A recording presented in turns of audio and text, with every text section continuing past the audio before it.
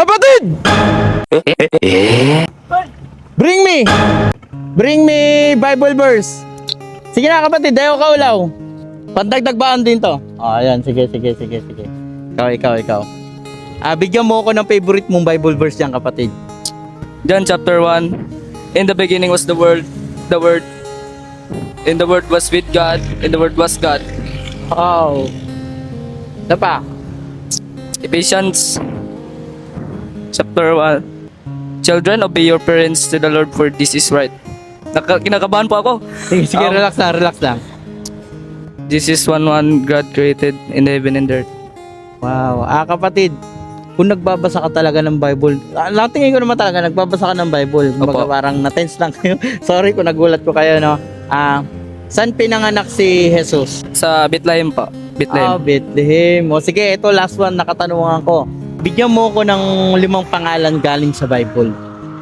Peter, John, Mateo, at sa Old Testament, si Moises, Prophet Elijah, at si Paul po. Wow. Kapatid, may tanong ako sa'yo. Ano po? Unsay niabot sa imong kinabuhi na problema, pero imong nalagpasan? Dati, nung iniwan po kami na aking ina sa aming bahay. Wala na po kami ina. At Iniwan kayo ng mama nyo? oo po. Okay ra, magbisaya ka kapatid. Iniwan kami sa mama ko, at ang tatay ko lang nagtatrabaho sa susumikap para sa amin. Oh, imong papara. Pero imong mama wala na jud. Hindi na po. Nag-asawa na ng iba? Nag-asawa na po ng iba. Asan naman siya ngayon? Hindi ko po alam. Hindi mo na alam. Pero anong gusto mong, grabe yung papa mo, no? Hindi nag-asawa papa mo? Hindi pa. Nagsumikap po siya sa munisipyo sa Cabadbaran City.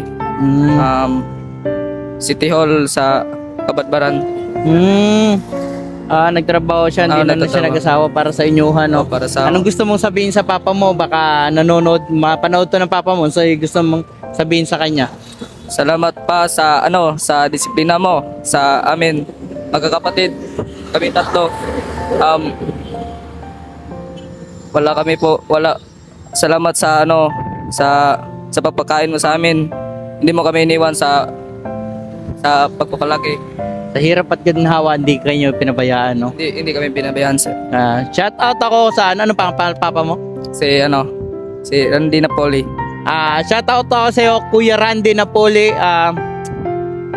I-bless ka pa ni Lord, palayo ka sa mga sakit, no? Tagay ka pag mahabang pinabuhi, no? I-bless ka ni Lord kasi yung mga anak mo hindi mo pinabayaan. Hindi mo pinabayaan yung mga anak mo, no? At tulad niyan, ito naman siya, no? Kahit bata ka pa, wala na yung mama mo? Ako.